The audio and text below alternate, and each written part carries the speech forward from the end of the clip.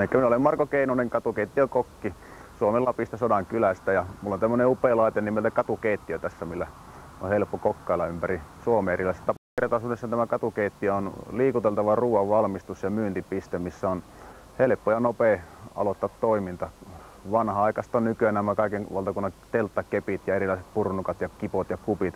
Tällä kokonaisuudella voi viedä tämän toiminnan helposti ja nopeasti sinne, missä on ihmiset ja tapahtuu, eli asiakkaat. Pitäähän näin hieno laite testata myös käytännössä ja ajattelin valmistaa tällaista lappilaista perinneruokaa alligaattori paellaan tai kapataan ihan miten vaan haluatte.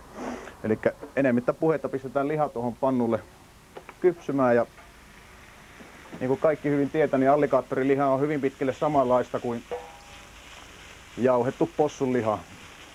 Vaalea ehkä hieman enemmän tarvii kypsennysaikaa.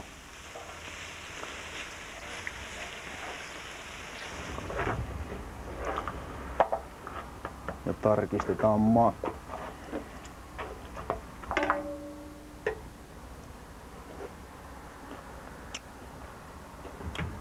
Otetaan ihan maku sinne päin, käytän pikkunen liraus tekila on ihan paikallaan.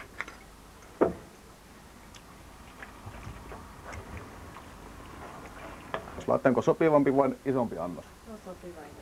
No niin minä vähän ajattelinkin. Tämä pistää veren kiertämään ja lähtee nälkä. Tuossa pikkusen salattia. Nämä jalopeenot on tulisempia versioita. Kannattaa pikkusen varoa. Raikasta salattia. Lisää siihen ja vaalea leipää. Veikkaisinpa, että tällä jaksaa sitten sinne päivällisen saakka. Ole hyvä.